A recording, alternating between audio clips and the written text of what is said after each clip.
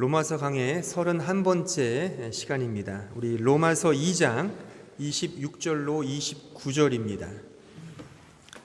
다 함께 하나님 말씀을 읽도록 하겠습니다. 시작. 그런즉 무할례자가 율법의 규례를 지키면 그 무할례를 할례와 같이 여길 것이 아니냐. 또한 본래 무할례자가 율법을 온전히 지키면 율법 조문과 할례를 가지고 율법을 범하는 너를 정죄하지 아니하겠느냐. 무릇 표면적 유대인이 아니요 표면적 육신의 할례가 아니니라. 오직 이면적 유대인이며 할례는 마음에 할지니 영에 있고 율법 조문에 있지 아니한 것이라. 그 칭찬이 사람에게서가 아니요 다만 하나님에게서니라. 아멘. 지난 5월에 그 태극권의 대가인 그 마바오괴라는 그 사부가 아마추어 격투기 선수인 왕칭민과 무도 시합을 했습니다. 이 태극권, 쿵푸 등은 그 중국 전통 무예지 않습니까? 그런데 이 격투기 쪽에서 이 태극권이니 쿵푸들은 실전에서는 전혀 쓸 수가 없다, 그렇게 비판을 하고 심지어 사기다라고 그렇게 이야기한 것에 격분한 이런 태극권 또는 쿵푸 이런 사부들이 이제 시합을 한 것이죠. 열이 받아서 그렇게 시합을 했는데 열받은 것 치고는 너무 싱겁게 어떤 사부는 16초에, 또 지금 제가 언급한 이 마마오게라는 이 사부는 30초를 버티지 못하고 아주 KO 완패를 당했습니다. 그리고 몇 달이 지난주에 이 사부가 중국 유튜브에 등장하여 이렇게 말하고 은퇴를 했습니다. 무술괴를 벗어나 평화로운 삶을 지내겠다라는 말과 함께 사라졌습니다. 저도 태권도 공인 2단입니다. 그리고 무협소설을 좋아했기 때문에 왜 이런 일이 있을까? 우리가 이렇게 중국 영화나 이런 거 보면 너무 멋있잖아요. 막 이연걸이니 견자단이니 연문이니 이런 멋있잖아요. 그런데 다 이길 것 같은데 왜 게임도 안 되게, 나중에 한번 유튜브에 보세요. 아주 그냥 완전히 KO를 당하거든요. 제가 한번 쭉 그 관련된 글들을 좀 찾아서 읽어봤습니다. 짧은 식견이지만 제가 나름 알아본 결과 그 중국 전통 무술은 우리가 홍콩 영화에서 보는 것처럼 그런 싸움 이런 것들이 주된 목적이 아니라 신체의 조화로운 단련 그리고 정신 수양을 추구하는 것을 주된 목적으로 삼는 것이죠. 다시 말하면 호신과 양생을 목적으로 한단 말입니다.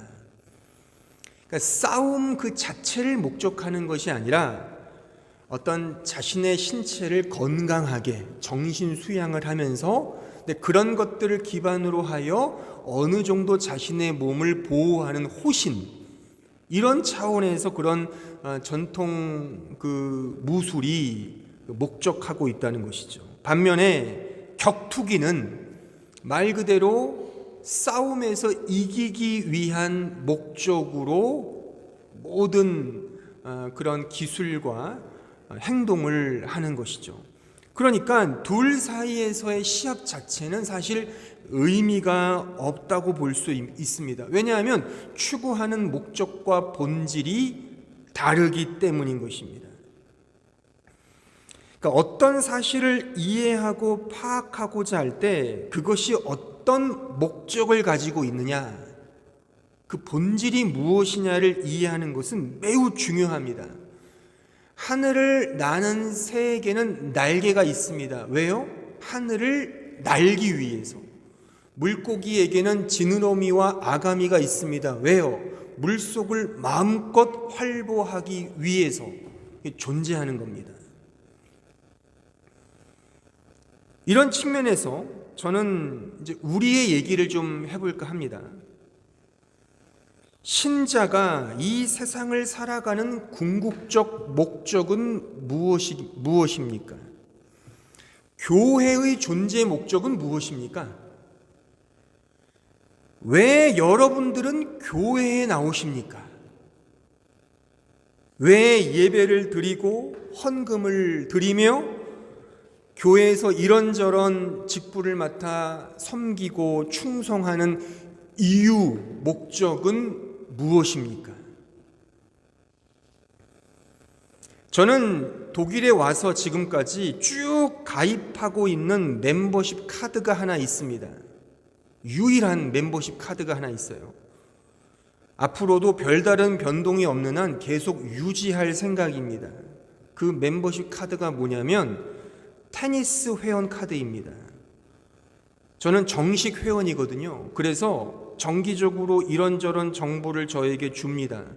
코로나 상황이라면 변동사항이 있으면 아주 친절하게 메일로 보내줍니다. 자, 그럼 테니스 클럽의 주된 목적은 뭐죠? 재밌고 건강한 테니스 활동을 위해서 그 클럽이 존재하는 겁니다. 한번 그 발트파크에 있는 테니스장을 가보신 분은 아시겠지만 거기에 괜찮은 그릴장이 있어요. 그릴 파티를 할 수 있습니다. 종종 하기도 합니다. 그런데 보세요. 그릴을 하기 위해 테니스 클럽에 가입하는 사람이 있을까요? 또 거기를 가보시면 알겠지만 굉장히 운치가 있어요. 공기도 좋고 정신이 맑아집니다. 그래서 거기서 독서를 하거나 책을 읽거나 공부하면 아주 너무 좋은 최적의 장소라고 저는 생각합니다. 요즘엔 제가 안 가지만 날씨가 좋을 때는 저도 주중에 종종 가서 묵상하거나 책을 읽곤 합니다. 근데 보세요. 공부하기 위해 테니스 회원권을 신청하는 사람이 있을까요? 웃긴 얘기죠. 테니스를 치기 위해서 신청하는 겁니다. 그게 목적이란 말이죠. 다시 묻습니다. 여러분들은 왜 교회를 나오십니까? 왜 예배를 드리십니까? 왜 교회에서 이런저런 섬김, 충성, 봉사를 하시냐 말입니다. 서둘러 결론을 말하면 신자가 추구하고 목적해야 할 신자상은 오늘 읽은 본문으로 말하면 표면적 신자가 아닌 이면적 신자가 되기 위함입니다. 다시 말해서 신자됨의 목적, 교회의 목적은 표면적 신자를 양성하거나 만드는 공동체 또 그런 존재가 아니라 이면적 신자가 되기 위한 거란 말입니다. 이 부분을 제가 오늘 설명해 드릴 겁니다. 오늘 설교를 통해서 한번 고민해 보셨으면 합니다. 여기 계신 성도 여러분들이나 또 이 영상을 보고 계신 성도 여러분들이나 좀 정직하게 나는 과연 표면적 신자인가 아니면 이면적 신자인가를 스스로에게 한번 물어보십시오. 누구 볼 거 없이 자기 자신을 한번 깊이 성찰해 보자 그 이야기인 것입니다. 오늘 본문을 통해서 먼저 이 표면적이라는 표현과 이면적이라는 이 단어의 의미를 파자를 해봐야 합니다. 이 표면적이라는 단어는 헬라어로, 그러니까 헬라어 성경, 이 성경이 원래 쓰여인 그 헬라어 성경을 보면 파네로스라는 단어를 사용하고 있습니다. 이 파네로스라는 단어는 눈에 보이는, 그래서 분명한, 명확한, 확실히 알려진 이란 뜻을 담고 있습니다. 그러니까 눈에 보이니까 분명하겠죠. 그런 의미가 바로 이 표면적이라는 단어인 것입니다. 근데 문제는 성경은요, 이 눈에 보인다는 이 파네로스라는 단어를 외식적이고 이중적인 거짓으로 표현하고 있다는 것입니다. 쉽게 설명을 드리면, 자 보세요. 눈에 하나님은 보이지 않습니다. 그렇죠? 근데 만약에 하나님이 눈에 보인다면 어떤 일이 벌어질까요? 그리고 눈에 보이지 않는 하나님을 보이게 하는 이유는 무엇일까요? 그 이유와 그 결과는 결국 인간의 탐욕과 그것이 이유라 말입니다. 인간의 교만과 탐욕을 통해 눈에 보이지 않는 하나님을 보이게 만들거나 보이도록 계속 그것을 강화시킨다는 겁니다. 인간의 교만과 탐욕이 그것을 그렇게 만들어 간다는 것이죠. 저는 신학교 다닐 때, 물론 지금도 그래서 계속 공부를 하고 있는지 모르겠지만 저는 신학대학 교수가 되고 싶었습니다. 그래서 두루두루 어떻게 하면 신학대학 교수가 될 수 있는가를 교수님에게 문의도 하고 상담도 받고 그렇게 했던 것 같아요. 근데 그러면서 제가 알게 된 것이 있었어요. 뭐냐면 참 우스운 이야기지만 가장 확실한 비법을 제가 찾았습니다. 그러니까 신학계의 아주 유명한 교수가 되기 위한 우스우면서도 확실한 비법은 이 성경책, 이 성경의 원본을 찾는 겁니다. 이 성경의 원본, 그러니까 진짜 예를 들면 사도 바울이 쓴 그 서신서의 원본, 모세가 쓴 그 모세오경의 원본을 손에 쥐게 된다면 그 사람은 세계 유수한 그 어떤 신학대학의 최고의 교수 자리에 설 수 있는 것입니다. 이 가톨릭의 교황 이상의 아주 굉장한 권위와 명예와 돈과 권력과 이런 등등하여 그런 자리를 꿰찰 수 있는 것이 바로 이 성경의 원본을 손에 넣는 것입니다. 제가 학교 다닐 때 제 친구들하고 우리 인디아나 존스를 찍어보자. 그래서 우리 돈을 좀 모아서 저기 한번 이스라엘 등지에 한번 동굴을 좀 탐색을 해서 이 원본을 찾자. 그래서 우리 그 인디아나 존스 영화를 찍어보자고 했던 기억이 나는데, 아무튼 이 원본을 찾으면 된다는 겁니다. 그런데 원본은 없습니다. 왜 없냐면 하나님이 감추셨습니다. 그러니까 보이지 않게 하신 것이죠. 그러면 보이지 않게 하신 이유가 뭘까요? 바로 인간의 탐욕과 교만 때문인 것입니다. 원본이 있어서 복음이 전파되는 것이 아니라 도리어 인간의 교만과 인간의 자랑과 인간의 탐욕이 더 강화된다는 것입니다. 이런 의미의 파네로스라는 단어란 말이에요. 표면적이라는 이 단어는 눈에 보인다는 것이 말하자면 좋은 의미가 아니라 인간의 탐욕과 교만을 두드러지게 하는 그런 의미가 내포되어 있다는 것입니다. 믿음은 바라는 것들의 실상이요 보이지 않는 것들의 증거라 했습니다. 보이는 것이 아닙니다. 그런데 그 믿음이 보인다, 분명하다, 또렷하다 라고 하면 하나님이 드러나는 것이 아니라 그렇게 말한 그 사람이 드러난단 말이죠. 그래서 이 표면적이란 단어는 외식과 거짓 이런 것으로 성경이 교훈하고 있습니다. 자, 마태복음 23장 27절에 가보시죠. 화 있을진저 외식하는 서기관들과 바리새인들이여 회칠한 무덤 같으니 겉으로는 아름답게 보이나 그 안에는 죽은 사람의 뼈와 모든 더러운 것이 가득하도다.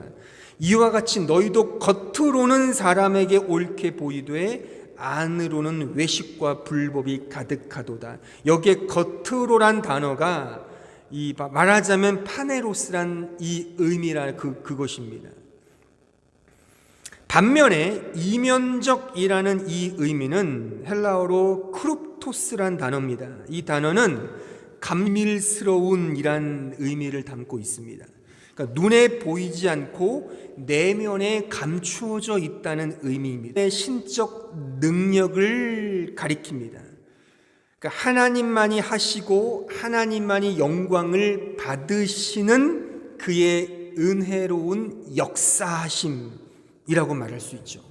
그러니까 성경에 보면 사람이 물과 성령으로 나지 아니하면 하나님의 나라에 들어갈 수 없느니라. 여기에 물과 성령이 눈에 보이지 않는 거잖아요. 이게 바로 이 크룹토스라 말입니다. 이것은 눈에 보이지 않는 바람과 같다고 또한 곧 이어 주님이 말씀하시잖아요. 또한 이런 말씀이죠. 모든 믿는 자에게 구원을 주시는 하나님의 능력이다. 이 하나님의 능력, 눈에 보이지 않습니다. 이거 인간의 능력이 아니에요. 하나님의 능력인 것입니다. 그래서 은밀하고 감추어져 있다 말입니다. 하나님만이 하시고 하나님만이 영광을 받으시기 때문입니다. 이 의미가 이 말씀 속에 나타나 있습니다. 마태복음 6장 3절에 가보시죠. 너는 구제할 때에 오른손이 하는 것을 왼손이 모르게 하여 내 구제함을 은밀하게 하라. 이 은밀하다라는 이 단어가 크롭토스입니다. 똑같은 단어입니다. 은밀한 중에 보시는 너의 아버지께서 갚으신다. 하나님은 은밀히 계신다는 겁니다. 그러니까 우리의 눈에 보이도록 나타나시지 않아요. 왜? 나타나면 그 즉시 하나님은 사라지고 그것을 봤다라고 하는 인간이 드러난단 말입니다. 이게 말하자면 파네로스란 말이죠. 표면적. 그래서 하나님은 자신을 감추신단 말이에요. 그래서 하나님은 역사를 펼치시고 또 감추세요. 보세요. 예수님께서도 이 세상에서 이렇게 이 30년 동안 공생애를 사시면서 어떤 기적과 이적을 베푸시죠? 그 다음에 어떻게 하시죠? 도망가세요. 숨으세요. 너 내가 했다고 하지 말아라. 이렇게 말씀하신단 말이에요. 그런 의도가 지금 이런 제가 설명한 이런 맥락이란 말입니다. 자, 계속 보시죠. 또 너희는 기도할 때에 외식하는 자와 같이 하지 말라. 그들은 사람에게 보이려고 회당과 큰 거리 어귀에 서서 기도하기를 좋아하느니라. 내가 진실로 너에게 이르노니 그들은 자기 상을 이미 받았느니라. 너는 기도할 때에 내 골방에 들어가 문을 닫고 은밀한 중에 계신 내 아버지께 기도하라. 은밀한 중에 보시는 내 아버지께서 갚으시리라. 그러니까 기도와 구제와 이런 하나의 좀 구체적인 내용으로 빗대어 말씀했지만 결국 하나님은 은밀히 계시고 숨어 계시고 나타나지 않으시는 그런 성향으로 역사하신다는 겁니다. 또 우리가 추구해야 될 신앙의 상도 바로 이와 같다는 것입니다. 그러니까 표면적 신자는요, 보이는 일에 집착하고 보이는 것으로 치장합니다.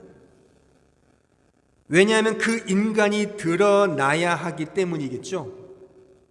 그렇죠? 하지만 이면적 신자는 보이지 않는 하나님께 집중하며 보이지 않는 하나님의 능력을 믿음으로 신뢰합니다. 그래서 하나님만이 드러나시는 거죠. 인간이 아니라. 좀 더 자세히 설명해 보겠습니다.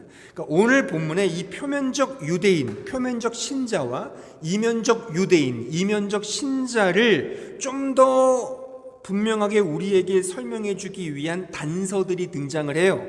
그 단서가 단어로 등장하고 있는데, 먼저 이 표면적 유대인을 이해하기 위한 단서로 28절에 보시면 육신이란 단어가 등장하고 29절에 보면 율법 조문이란 단어가 등장을 합니다.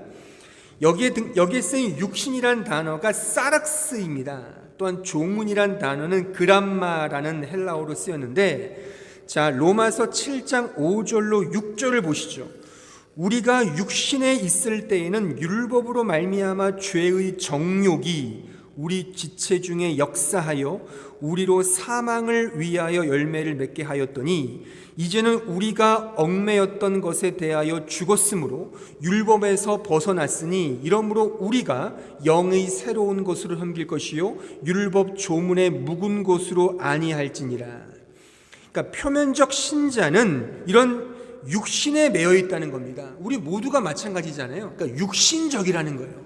육신적이라고 하는 것은 육신의 정욕, 육신의 욕망, 이런 것에 집착한다는 것입니다. 그러니까 눈에 보이는 게 다 그런 거잖아요. 그래서 그람마를 만들죠. 그래머, 문법이란 뜻이잖아요. 체계와 조직을 만들어서 뭔가 잘 보이는 것으로 자신을 드러내고 치장하고 이런 것에 집중하는 것이 바로 표면적 신자들의 특징이라는 것입니다. 인간의 공적과 성과와 결과를 높이는 거죠. 그것은 말하자면 사망의 열매임에도 불구하고 그것은 문제가 되지 않아요. 어쨌거나 이 세상으로부터 인정받는 성과 내기, 공적 쌓기, 보상받기, 인간을 자랑하기, 그래서 체계와 조직을 만들어서 멋지게 치장하는 그런 쪽으로 나아간다는 것입니다. 하나님과는 관계가 없죠. 나 자신만 잘 먹고 잘 살면 된단 말이죠. 이것이 바로 이 표면적 신자, 표면적 유대인이라고 말할 수가 있는 것입니다. 로마서 7장 24절을 보십시오. 오호라 나는 곤고한 사람이로다. 이 사망의 몸에서 누가 나를 건져내랴. 우리 주 예수 그리스도로 말미암아 하나님께 감사하리로다. 그런즉 내 자신이 마음으로는 하나님의 법을, 육신으로는 죄의 법을 섬기노라. 자, 보세요. 우리는 예수를 믿고 이제 그리스도의 자녀가 되었어요. 하지만 여전히 육신에 거하고 있지 않습니까? 그래서 우리의 마음속에는 여전히 죄의 본성이 남아있거든요. 이 본성이 날마다 우리를 하나님께로 가게 하기보다는 육신의 정욕, 자기 자랑, 자기 공적, 자기 보상, 자기 실현, 이런 쪽으로 우리를 이끌어 간단 말이죠. 우리의 신앙생활과 교회생활 모두를 말이죠. 이런 자들이 표면적 신자라고 하는 것입니다. 반면에 이면적 유대인, 이면적 신자를 이해하는 특징으로 주신 단어들은 오늘 본문에 보면 마음 혹은 또는 영, 그리고 마지막 29절에 보시면 하나님에게로란 단어로 이 이면적 유대인의 특징을 설명하고 있습니다. 여기에 쓰인 마음이란 단어는 카르디아란 단어입니다. 이 카르디아란 단어는 육체적으로 말하면 심장, 이 하트죠. 심장을 뜻하기도 하지만 눈에 보이지 않는 내면의 모든 존재 양식을 가리킵니다. 그러니까 인간의 본질을 말하는 겁니다. 영이란 단어는 푸뉴마, 이 푸뉴마는 성령을 의미하는 거예요. 그러니까 하나님과의 관계를 갖게 하는 본질적 매개체죠. 그러니까 성령이 아니고서는 예수를 믿지 못하잖아요. 그러니까 성령, 푸뉴마를 통해 우리는 예수를 믿는 겁니다. 로마서 8장 9절을 보십시오. 만일 너희 속에 하나님의 영이 거하시면, 이 영이 푸뉴마예요. 거하시면 너희가 육신에 있지 아니하고 영에 있나니 누구든지 그리스도의 영이 없으면, 이 그리스도의 영이 푸뉴마입니다. 영이 없으면 그리스도의 사람이 아니라. 그러니까 여러분들이 예수를 믿는다는 것은 다 우리 안에 푸뉴마가 있다는 겁니다. 이 푸뉴마가 우리를 이면적 신자 되게 하는 겁니다. 그러니까 이면적 신자의 특징은 마음과 영, 즉 본질을 추구한다는 겁니다. 본질. 그리고 결국에 하나님에게로, 그러니까 모든 것이 다 하나님을 자랑하는, 하나님을 노래하고 하나님을 찬송하는 쪽으로 가게 한다는 것이죠. 이것이 이면적 신자의 특징인 것입니다. 그러니까 이렇게 지금 제가 설명드린 부분을 정리하자면, 그러니까 표면적 신자는 눈에 보이는, 그래서 인간적인, 인간의 행위, 인간의 노력, 인간의 성과, 인간의 공적 등을 그곳으로 나아간다면, 이면적 신자, 이면적 유대인은 믿음, 본질, 푸뉴마, 성령, 오직 하나님의 영광, 하나님의 찬송, 하나님께만 오직 모든 것들을 돌리는 그런 자가 바로 이면적 유대인, 이면적 신자라고 한단 말입니다. 표면적 신자는 눈에 보이는 자신의 행위에 집착합니다. 하지만 반면에 이면적 신자는 하나님의 은혜를 구하는 것입니다. 자신의 행위에 집중하는 표면적 신자는 그래서 신앙생활과 교회 생활을 자기 보상과 자기 실현의 장으로 여깁니다. 반면에 하나님의 은혜를 구하는 이면적 신자는 자기의 삶 속에서 오직 믿음의 순종으로만 나아갈 뿐입니다. 이 믿음의 순종이란, 제가 예전에 그 로마서 1장 설교하면서 그 믿음의 순종이라는 거 설명했습니다. 그러니까 표면적 신자는 자기 의를 드러내기 때문에 자기 자랑이 결국 목적이지만, 이 이면적 신자는 믿음의 순종으로 나아갈 뿐이라는 거. 그 믿음의 순종은 뭐라 그랬어요? 제가 그 오펠레테스, 그 빚진 자의 마음으로, 내 자랑이 아니라 내가 하나님의 은혜를 받았으니 그 빚진 자의 마음으로 섬기는, 그거라고 제가 말씀드렸잖아요. 그러니까 겸손해지는 거죠.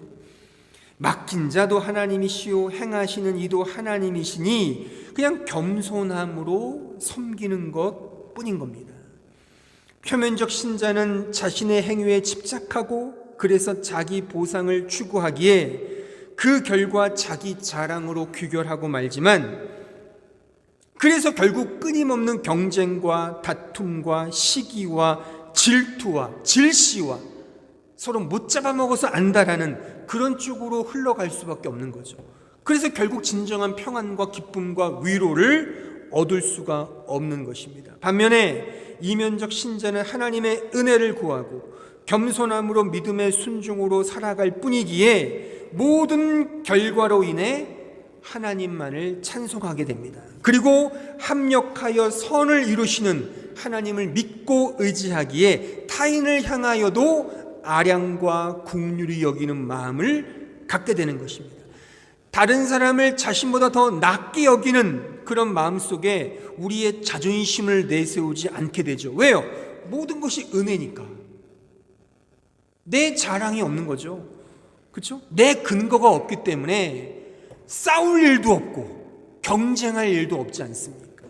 혹 자기 자신에게 뛰어난 장점과 특기와 어떤 달란트가 있다 하더라도 그것은 잠시 하나님께서 나에게 맡겨주신 은혜라고 하는 사실 속에 청지기의 마음으로 겸손히 섬길 뿐이죠.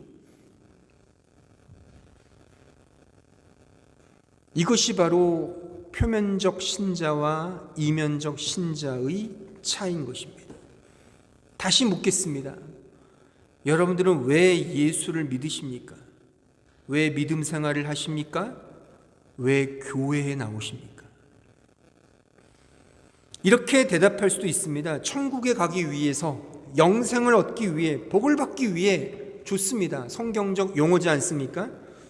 그럼 왜 천국에 가려고 예수를 믿으십니까? 이 세상이 힘드니까. 저 천국 가면 걱정 근심도 없다니까 얼마나 좋아요. 천국 가고 싶어요. 예수 믿어요. 아멘. 맞는 답이긴 하지만 한번 오늘 이 맥락에서 생각해 보자고요. 근데 그것 역시 나를 위한 게 아니냐는 겁니다. 그쵸? 나를 위한 게 아니냐. 그러니까 나를 위한 것이라면 그 표면적 신자라는 겁니다. 하나님을 위한 것이어야만, 하나님의 영광을 향하여 가는 것이어야만 이면적 신자라는 것입니다. 어떤 기독교 관련 유튜버가 이렇게 말하는 걸 제가 들었습니다. 이 세상에서는 루저로 살지만 천국에 가면 승리자가 됩니다. 그러니 열심히 믿음 생활 합시다. 저 천국 가면 지금 우리를 짓밟고 우리를 못살게 굴고 우리를 핍박했던 저 사람들은 다 지옥에 갈 것이고 우리는 보상을 받아 황금집에서 떵떵거리며 살 겁니다. 그 상급을 바라보고 믿음의 길을 걸어갑시다. 어떤 의미에서 맞는 말입니다. 그러나 오늘 이 맥락에서, 이 표면적 신자와 이면적 신자의 맥락에서 보자면 너무 가난한 표현이란 말입니다. 가난한 표현. 그럼 결국 이 기독교가 저 불교나 다른 종교, 샤머니즘 막 잘되게 해주세요라고 비는 것과 뭐가 다르냐는 거예요. 이 세상에서 루저가 되지 않기 위해 주님을 믿어서 저 영광의 천국에 가자. 내가 잘 되기 위한 거잖아요. 결국에는요. 내가 잘 되자 이거잖아요. 그럼 그것이 과연 성경이 말하는 진정한 복음이냐? 하나님의 영광을 위한 것이냐? 내 영광이잖아요. 그게 말만 그냥 그렇게 복음적인 것으로 용어를 썼을 뿐이지 결국 나를 위한 것. 그러면 나를 위한 거면 나를 위한 만족이 있겠습니까? 그러면 천국 가서도 또 경쟁하지 않겠어요? 왜요? 하나님께 사랑받기 위해 기쁨조가 돼야 되잖아요. 어떤 사람 또 막 헐뜯고 미워해서 나는 더 잘났어요 라는 걸 보여주는, 거기가 천국일까요? 그거 지옥이죠. 이 경쟁과 이런 지긋지긋한 이런 계급사회, 이것을 싫어서 결국 천국을 소망했는데, 그런 마음이 똑같이 장소만 바뀌었을 뿐이지 그런 감각과 그런 인간의 본성은 여전히 있는 상태에서 천국에 가봤자 거기도 지옥이란 말이죠. 그게 아니란 말입니다. 성경이 말하는 천국과 복음은 그런 게 아니에요. 결국 하나님의 영광을 위한, 또 그 영광, 그분의 기쁨이 내 영광과 내 기쁨이 되는 것. 그래서 이렇게 한 문장으로 정리할 수 있습니다. 표면적 신자는 인본주의요, 이면적 신자는 신본주의라고 말할 수 있습니다. 여기서 이즘이라고 하는 주의를 써서 좀 어렵게 들릴지 모르지만 어렵지 않습니다. 쉽게 말해서 인간 중심이냐 하나님 중심이냐라고 말할 수가 있습니다. 다시 묻습니다. 지금 이 자리에 계신 성도 여러분, 또 이 영상을 보고 계신 성도 여러분, 여러분들은 신앙생활을 하시고 교회 생활을 하시는 그 중심에 인간이 있습니까? 하나님이 있습니까? 왜 교회에 나오십니까? 친한 친구 때문에 교회 나오고, 사람들과 더 사이좋게 지내기 위해 교회 나오고, 서로 사랑하기 위해 교회 나오고, 이 외롭고 힘든 이민 생활에 뭔가 활력을 불어넣기 위한 목적으로 교회를 나오고, 그렇다면 죄송하지만 여러분들은 인간 중심적 신앙생활을 하고 있는 겁니다. 그렇게 생각하는 것이 이 목사인 제가 양심을 걸고 분명히 말씀드릴 수 있는 권면입니다. 하나님 중심의 신앙생활은 예수와 복음을 성경을 통해 제대로 알고 그리스도만을 믿는 믿음 안에서 살고자 하는 그 목적, 이것이 신본주의인 것입니다. 물론 처음 시작은 인간 중심적일 수 있습니다. 그리고 인간은 여전히 육신을 입고 살기 때문에 여전히 항상 지속적으로 끊임없이 자신을 위해, 자신의 영광을 위해 살아갑니다. 이것이 우리의 한계예요. 인간의 본성이죠.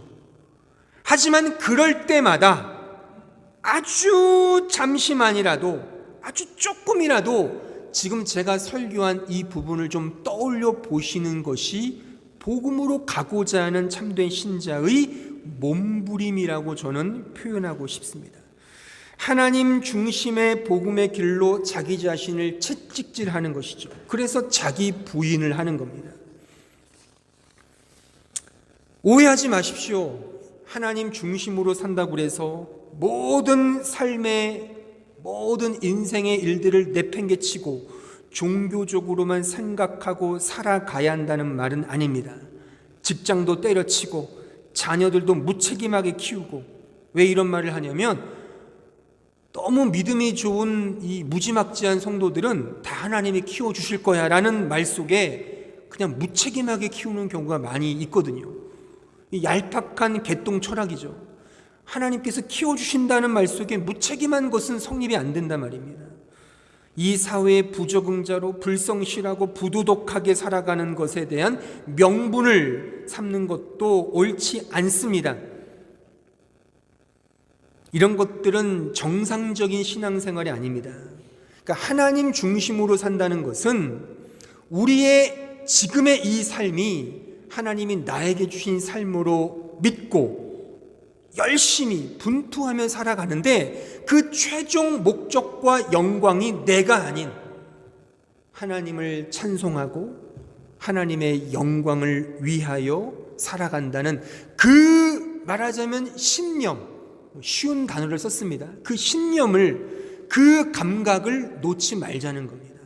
그래서 문득이라도 조금이라도 인간의 본성이 육신의 정욕으로 나를 이끌어 갈 때마다 내가 지금 표면적 신자가 되는 게 아닌가? 그러니까 우리는요, 저는 백보양보에 이 설교를 제가 준비하면서 저조차도 100% 중에 90%는 인간적으로 산다니까요. 우리 모두가 다. 그렇잖아요. 그렇지만 그럴 때마다 나는 과연 참된 신자인가? 나는 정말 나 자신을 부인하며 하나님의 영광을 위해 살고 있는지를 우리는 늘 점검해야 한다는 겁니다. 우리 교회는 음대생이 많습니다. 음악 관련되신 분들이 많습니다. 저랑 같이 상담하거나 만날 때마다 제가 물어요. 비전이 뭐냐? 그때마다 늘 듣는 게 저는 하나님을 위해 찬양하고 싶어요. 하나님을 위한 연주자가 되고 싶어요. 그런 말을 저는 많이 듣습니다. 근데 진짜 그러냐는 겁니다. 우리 모두는 다 공연병이 있잖아요. 다 연주병들이 있고 누구에게 드러나는 게 있어요. 근데 이 찬송은 그런 게 아닙니다, 여러분들. 그러니까 우리의 잘하는 어떤 능력, 실력이 하나님이 기뻐 받으신다? 넌센스입니다. 그러니까 조수매 같은 탁월한 사람이 노래 부르는 게 하나님 기뻐 받으신다? 넌센스라니까요. 그러니까 제가 언젠가 말했잖아요. 그러니까 정말 천상의 목소리로 찬송하는 걸 기뻐하시는 것이 아니라 음정이 틀리고 박자도 틀리고 정말 전혀 세상적으로는 안 좋은 소리인데 하나님이 기뻐 받으시는 찬송이 있단 말이죠. 어떨 때? 이면적 신자일 때. 표면적 신자는 언제나 공연적인 어떤 보여지는 데에 늘 집중해요. 그게 중요한 게 아니란 말입니다. 정말 이면적 신자로서 나는 정말 하나님을 추구하고 있는가? 내 궁극적인 목적 속에 하나님이 있는가? 라고 하는 것을 날마다 매 순간 찾아가는 겁니다. 또 회개하는 거죠. 그래서 자기를 부인하는 거예요. 채찍을 치는 겁니다. 자신의 영혼이 마음속에 말이죠. 이러한 하나님 중심의 신앙생활은, 이런 이면적 신자로서의 삶은요, 여러분이 언뜻 들으면 너무 힘들 것 같아. 어떻게 그렇게 날마다 나를 부인하고 십자가를 지고 주님을 쫓을 수 있어? 그건 목사님 같은 분들이나 하시지, 나 같은 사람은 죽었다 깨나도 안 될 거예요. 그렇게 생각하는 사람에게 결론적으로 하고 싶은 말은, 이러한 이면적 신자로서의 삶, 하나님 중심의 삶 속에서만 진정한 참된 위로와 기쁨이 있다는 겁니다. 이 기쁨과 위로를 저는 우리 모두가 누렸으면 좋겠어요. 그러니까 세상 이 표면적 신자로 살아갈 때는 순간순간 또는 어쩔 때는 되게 기쁨이 있을 수 있어요. 같이 만나서 먹고 마시고 얼마나 즐거워요. 해피하죠. 근데 그게 오래 갑니까? 그러니까 진정한 위로와 기쁨은 이 이면적 신자로서의 삶, 좀 외롭게 보일 수 있고 어떤 의미에서 좀 구닥다리처럼 보일 수 있고 인기가 없을 수 있지만 이러한 삶 속에서 진정한 세상을 두려워하지 않는 기쁨과 감사와 그 위로가 있다는 것입니다. 또한 이 괴로운 인생을 이겨낼 수 있는 힘이 이런 믿음 생활에서 제공된다는 사실을 우리 모두는 기억했으면 좋겠습니다. 창세기 3장 9절에 보시죠.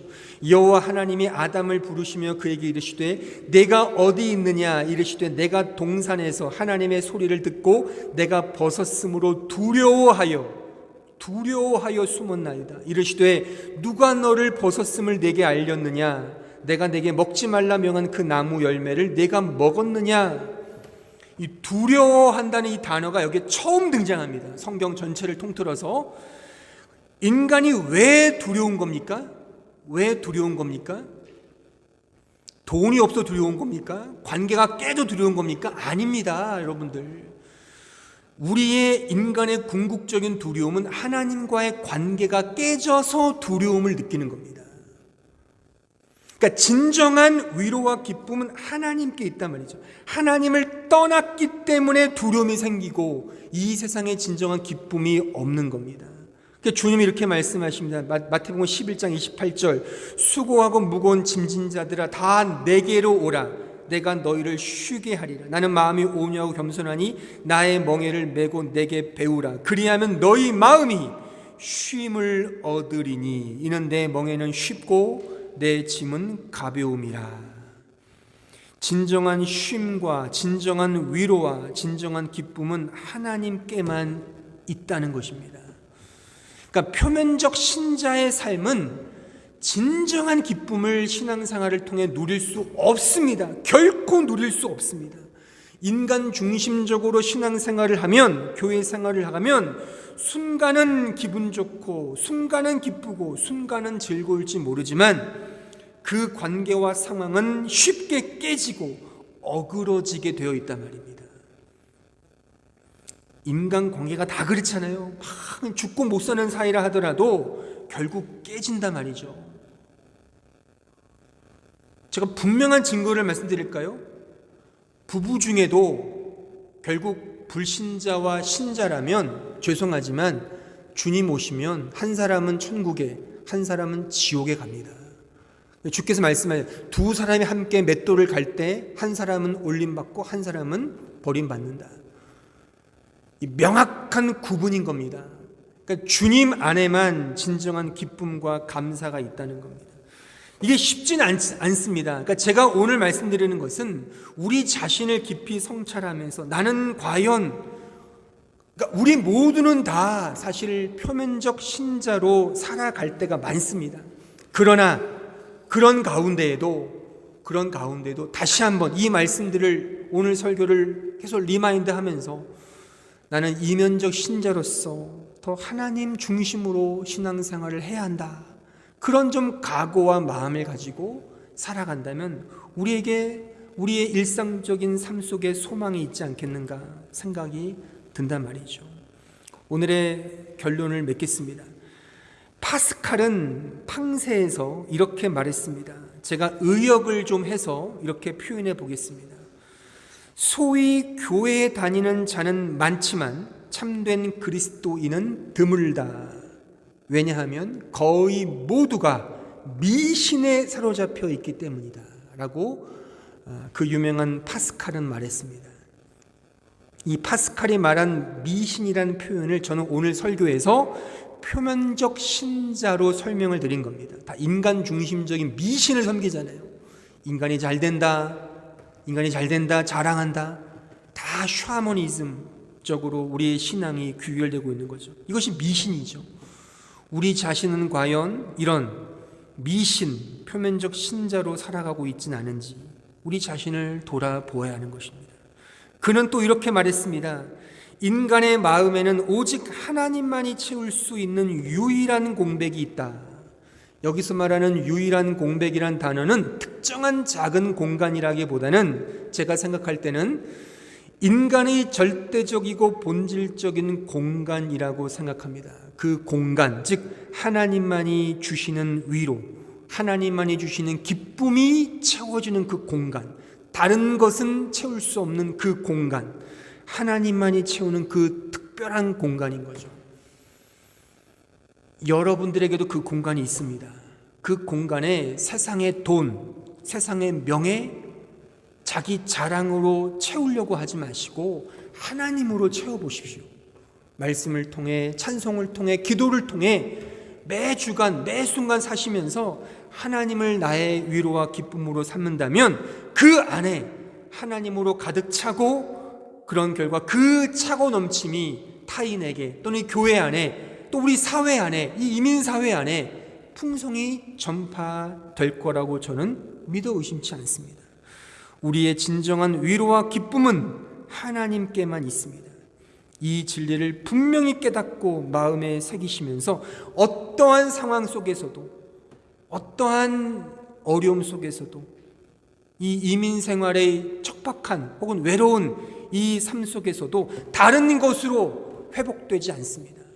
하나님만이 주시는 이 위로와 힘, 즉 이면적 신자로 살아가는 그 삶 속에서, 그 믿음 속에서 이 축복이 있다는 사실을 기억하시고 이 믿음으로 주님을 바라보며 의지하시는 주의 참된 신자들이 되는 우리 모두가 되길 진심으로 바랍니다. 다 함께 기도하겠습니다.